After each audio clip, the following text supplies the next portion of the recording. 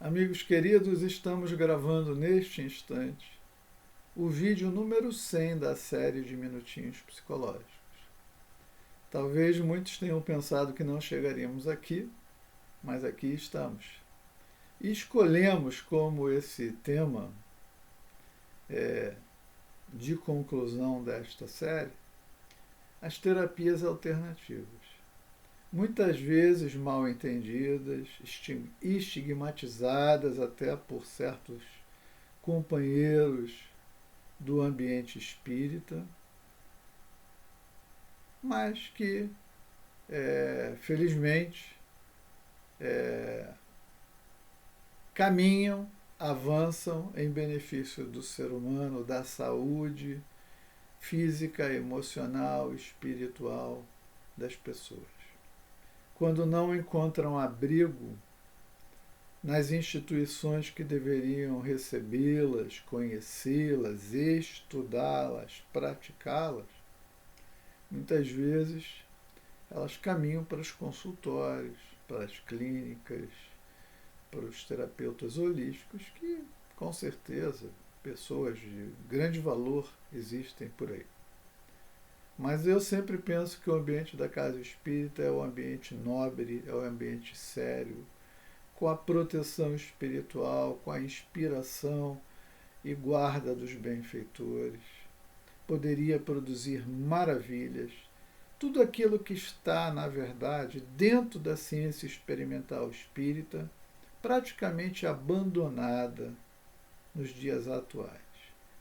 Parece que o sonho de Kardec vai, em muitos aspectos, assim, murchando, se não fosse uma dedicação muito especial de uns tantos abnegados que ainda persistem no estudo, na descoberta daquilo que o nosso codificador deixou a base e o estímulo para que fosse levado adiante, continuado. Joana de Ângeles, na sua obra Plenitude, dedica um capítulo inteiro a esse tema. Vou compartilhar com vocês algumas coisas. É o capítulo 11 da obra Plenitude. Ela diz o seguinte: a maioria das enfermidades se origina na área emocional, como efeito do desequilíbrio da energia, transferindo-se para o psíquico ou o físico, produzindo lesões que alteram a estrutura orgânica. Bom, então nós temos um complexo extremamente sutil, delicado, a partir do espírito, do perispírito e suas diversas dimensões, compartimentos. Né? Então ela está dizendo que desajustes energéticos nas partes mais sutis se estabelecem e vão gerar enfermidades que em dado momento se refletem no corpo físico. Então ela diz assim, as terapias da medicina clássica, da medicina tradicional, objetivam quase sempre deter, interromper o fluxo da doença, destruir os invasores perniciosos, sustentar o corpo. Toda a filosofia médica ocidental centraliza-se nesse objetivo como essencial à saúde, aí com pequenas variações metodológicas. Aí ela traz como uma outra abordagem a sabedoria oriental, e dizendo que a sabedoria oriental, em contrapartida, estabelece há milênios que, sendo as doenças efeitos degenerados da energia, elas devem ser combatidas nas suas causas. Então ela está dizendo o seguinte, a medicina tradicional combate o efeito. A medicina oriental combate a causa. Onde está a causa? Está no perispírito. Enquanto o outro dá o remédio para o fígado, o outro vai trabalhar a emoção que levou o fígado a adoecer. Assim, variam as técnicas alternativas para a aquisição de saúde mediante a supressão da sua causalidade. Vamos atuar lá na causa para que aquele problema desapareça. Quem tem olhos de ver, aquele que teve a possibilidade, o tempo, a seriedade de ler Allan Kardec, no Livro dos Médiuns, em 1862, na Gênese, em 1868, Kardec fala isso diversas vezes. Ele diz o seguinte, né? E recomenda. Ele diz assim: o conhecimento, o estudo, a análise do perispírito, e Kardec indica isso como a chave para a solução de quase todos os problemas enfrentados pela fisiologia e pela psicologia. Kardec não indicou o corpo físico, ele disse para estudar o perispírito, que ali nós encontraríamos as causas primárias das doenças, dos desajustes, das desarmonias. Quem é que está fazendo isso hoje? Pouquíssima gente dentro do meio espírita se interessa por isso.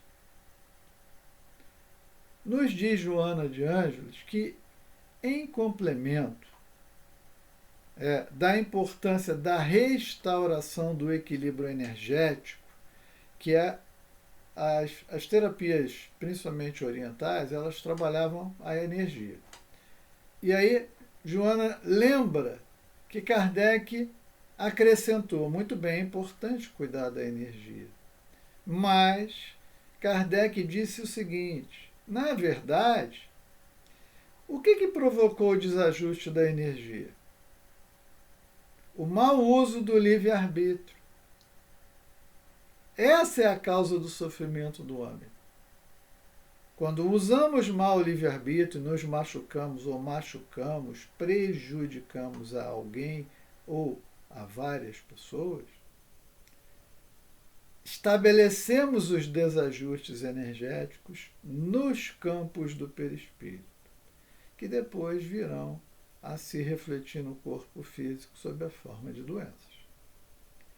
Então, Kardec traz mais luz ainda à questão, e eu acho que Joana de Ângeles captou o codificador assim de forma magistral. E ela diz: sem a correspondente transformação moral do paciente, a terapia que se aplique, qualquer uma, né, quando ele estiver enfermo, poderá modificar-lhe o quadro orgânico, não, porém, liberá-lo, porquanto, ao primeiro ensejo, aquele problema ressurgirá ou facultará a manifestação de outras patologias que já estão estabelecidas no campo vibratório, que não faz ser reequilibrado, porque não há uma transformação moral. Então, Joana diz, né, sobre que as terapias alternativas preocupam-se com o homem integral, corpo, perispírito, devidamente aberto, e espírito. Todas as antigas doutrinas veem essa estrutura em 7 níveis. Uma infinidade delas, com denominações diferentes, todas vêm do espírito para o corpo físico. Algumas chamam corpo átmico, corpo búdico, corpo mental superior, mental inferior, corpo astral, duplo etérico, corpo físico. Podem usar outras denominações, mas no fundo todas dizem a mesma coisa. Isso está muito bem descrito para nós em Leon Denis, na obra Depois da Morte. Kardec faz referência a isso, dizendo que as antigas doutrinas, assim como Paulo de Tarso, já suspeitavam do corpo astral, corpo espiritual, etc. Então, Kardec faz menção às antigas doutrinas. Bom, as antigas doutrinas, Vedas, faraônica, judaica, uma série de outras, todas faziam referências a 7 níveis. 3 sutis, 4 mais materiais. Então, Joana de Ângeles lembra que todas essas terapias se preocupam não apenas com o corpo físico, mas com esse conjunto, com todo o complexo que se exterioriza no corpo, mas não apenas com eles. Aí ela cita a acupuntura, dizendo que a acupuntura trabalha todo o sistema energético, portanto não físico. Diz que esse sistema tem prevalência sobre todo o conjunto, qual se fosse um sistema nervoso mais complexo, que ele se encarrega de manter a interação mente, corpo, emoção, sensação, pensamento, matéria. Fala sobre a yoga nesse capítulo, os chakras, os principais, os acessórios. Comenta sobre a meditação, a oração. Destaca a cromoterapia, a homeopatia e traz uma série de detalhes sobre a aplicação e métodos de todas essas terapias alternativas. Ao final, ela conclui dizendo assim: e multiplicam-se as terapias alternativas, psicobiofísicas, terapias das vidas passadas, tão condenada por algumas pessoas. Se uma pessoa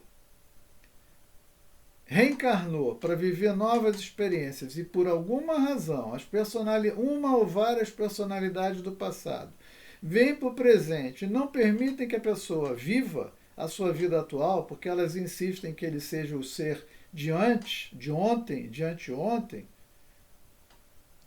tem que se fazer uma coisa, principalmente no caso das grandes fobias que travam o indivíduo e impedem a sua vida. Então, Joana de Ângeles valoriza, enfatiza a importância disto. E eu sempre acho que o ambiente da casa espírita é um ambiente propício, porque, por exemplo, quem é que pode definir ou conduzir com propriedade uma terapia de vida passada?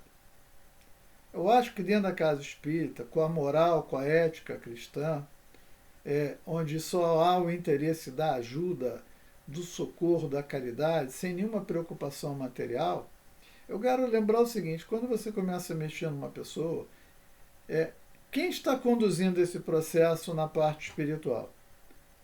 Num ambiente protegido e sério, eu acho que a pessoa certa para conduzir um processo de terapia de vida passada é o protetor da pessoa, porque ele é quem sabe o que é melhor para ela.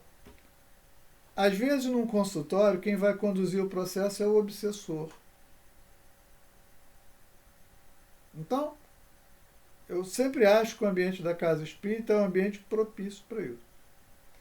Então, fala de cirurgia. Joana fala de cirurgias psíquicas, mediúnicas, hipnose, fitoterapia, flora medicinal, cristalterapia e outras cooperando para a saúde, o reequilíbrio da criatura na Terra, a diminuição e mesmo o desaparecimento do sofrimento no mundo. Tudo que mexe no espírito, no perispírito, é objeto de interesse do espiritismo, segundo Allan Kardec. Se por algum desses processos eu posso mexer no perispírito e reequilibrá-lo, então ele é inerente à doutrina espírita. Tem muitos comentários, eu citaria, que não está aqui citado, a apometria, que tem uma série de técnicas que a gente identifica todos os fundamentos em Allan Kardec, também como um processo terapêutico para ajudar o ser humano.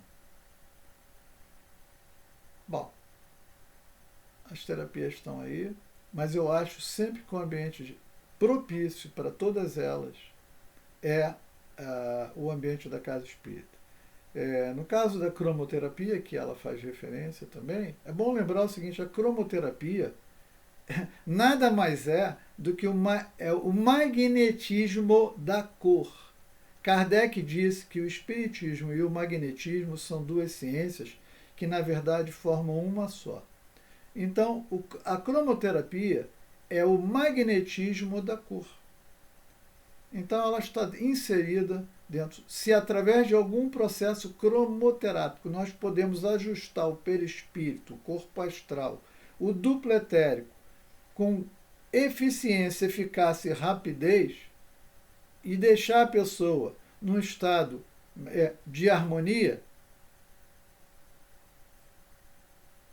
muitos dirigentes vêm dizer, isso não é espiritismo. Não é porque você não entendeu, você não leu direito, você não compreendeu a intenção de Allan Kardec. Você está fazendo uma leitura literal sem compreender. Recomendo que volte lá e leia melhor. Leia a intenção do codificador. Leia a Revista Espírita, onde você vai encontrar todas essas experiências lá colocadas. Obviamente, diz Joana, todas essas terapias sempre em conjunto com a transformação moral do indivíduo. E qual é a razão disso?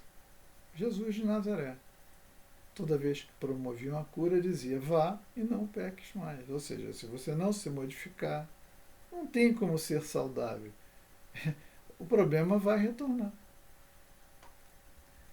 Então, com este vídeo, estamos encerrando nossa série, deixando um grande abraço, um grande beijo para todos vocês. Eventualmente até poderemos produzir algum outro, desde que um dos amigos nos envie alguma solicitação de um tema específico. Depois eu gravo um outro vídeo, digamos, dando esse encerramento, mas desde já eu deixo essa possibilidade. Se algum item que cabe dentro desse conceito de minutinhos psicológicos, você sentiu falta, manda uma mensagem para nós, solicitando ou sugerindo um tema, que a gente vai ter toda a alegria e o prazer de estudar e preparar um material e aqui colocar à sua disposição. Muita paz, um abraço para todos. Acho que demos uma contribuição. O som não é grandes coisas, a imagem é sempre essa, mas foi um trabalho de pesquisa em cima de quase 20 e poucas obras, e é a nossa colaboração. Então, fiquem em paz.